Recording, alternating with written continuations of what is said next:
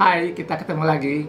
Assalamualaikum warahmatullahi wabarakatuh. Kali ini kita membicarakan tentang faktor pencetus pada asma. Jadi, bagaimana asma itu bisa timbul gejala? Nah, biasanya gejala timbul kalau ada faktor pencetus. Jadi, apa faktor pencetus? Faktor pencetus adalah suatu bahan atau suatu keadaan menyebabkan seseorang timbul gejala asmanya.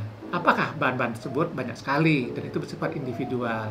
Bisa, yang paling sering adalah tungau debu rumah, yaitu debu yang kita biasa anggap debu rumah. Ya, jadi orang kalau terkena debu rumah, sekitar 98% akan timbul gejala-gejala asma. Kemudian apalagi banyak sekali, bisa saja faktor pencetus itu berupa makanan. Ini biasanya pada orang-orang yang food allergy atau dia timbul serangannya karena makanan. Biasanya lebih banyak pada anak-anak. Apa itu makanannya? Bisa coklat, bisa kacang-kacangan, bisa makanan mengandung protein seperti ikan laut, telur, kepiting, udang, dan lain. Bisa juga perubahan cuaca.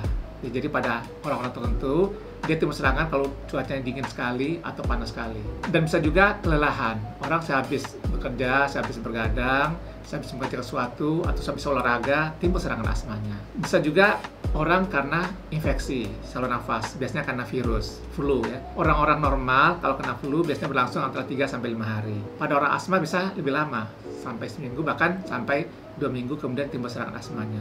Dan bisa juga yang lain emosi, bisa ya, lebih banyak biasanya pada kaum perempuan dan juga bisa pada anak-anak, sehabis dimarahi, sehabis ujian nggak lulus, atau kalau anak muda habis putus pacar misalkan, atau orang-orang dewasa kadang habis kena PHK, timbul serangan asma. Dan ada juga keadaan yang lain, seperti bau-bauan yang menyengat. Ada orang-orang tertentu nggak bisa mencium bau, apakah parfum atau bau keringat orang dan sebagainya. Nah, bagaimana sebaiknya pasien asma sebaiknya mengenali apa faktor pencetusnya, dan dengan demikian sedapat mungkin menghindari. Karena dengan menghindari faktor pencetus, kita bisa menghindari timbulnya serangan asma. Kadang-kadang pasien asma tidak mengenali faktor pencetusnya. Nah, ini bisa kita latih, kita coba mengingat-ingat ya, karena biasanya faktor pencetus itu bersifat khas, spesifik untuk tiap orang. Nah, masalahnya kalau orang asmanya berat, biasanya faktor pencetusnya banyak sekali. Berbagai zat bisa sebagai faktor pencetus. Tapi kalau asmanya ringan, biasanya faktor pencetusnya hanya 1 atau 2, dan itu mudah dikenali. Bagaimana bisa mudah dikenali? Karena biasanya begitu dia terkena dengan faktor pencetus tersebut, maka serangannya timbul. Maka dia ingat, misalkan setiap dia masuk ke ruangan yang lembab ya, atau misalnya kamar mandi, dia merasa sesak, merasa berat. Nah, kemudian tempat yang lain juga demikian. Setiap masuk ruangan yang lembab, pengap, dia merasa sesak. Nah, dengan demikian kita tahu sebenarnya faktor pencetusnya adalah udara yang lembab atau pengap. Begitu juga anak-anak, sehabis dia berlari-larian, sehabis dia main-main, kemudian dia terengah-engah dan batu-batu, kemudian sesak nafas. Nah, kemungkinan faktor pencetusnya adalah latihan fisik atau kelelahan yang berlebihan.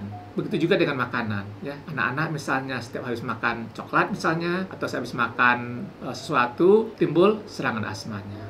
Nah, dengan demikian kita bisa menghindari atau mencoba mengurangi pajanan terhadap zat-zat tersebut. Jadi demikian faktor pencetus. Sekarang ada pertanyaan, apakah perlu kita melakukan pemeriksaan yang kita kenal sebagai uji kulit, yang dites bisa sampai 10 bahkan sampai 30 zat-zat di kulit kita. Nah, sebenarnya itu untuk menentukan faktor pencetus tidak bermanfaat. Kenapa bisa demikian? Orang-orang yang kita uji dengan kulit dengan bahan-bahan tadi, misalkan dia positif, ya kan yang diuji banyak sekali, mulai dari kopi, coklat, kapuk, kecoa misalnya, kemudian juga beberapa makanan, udang, kepiting, telur ya.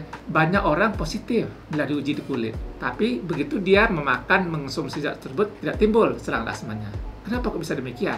Karena asma adalah penyakit pada saluran nafas. Sedangkan kalau kita melakukan uji kulit, yang diuji adalah di kulit, bukan saluran nafas. Jadi tidak sama kepositifan yang ada di kulit dengan kejadian terjadinya penyempitan saluran nafas. Jadi apa sebenarnya keuntungan uji kulit? Keuntungan uji kulit hanya menentukan apakah orang itu mempunyai alergi atau atopi. Makin banyak dia positif, menunjukkan alerginya, atopinya sangat kuat. Makin sedikit positifnya, berarti dia tidak begitu kuat alergi dan atopinya. Hanya itu informasi yang kita dapatkan dengan melakukan uji kulit. Jadi yang paling penting mengingat, mengenali faktor pencetus, dan mencoba menghindari. Baik, sampai kali ini dulu.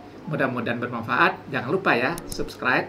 Sampai ketemu. Assalamualaikum warahmatullahi wabarakatuh.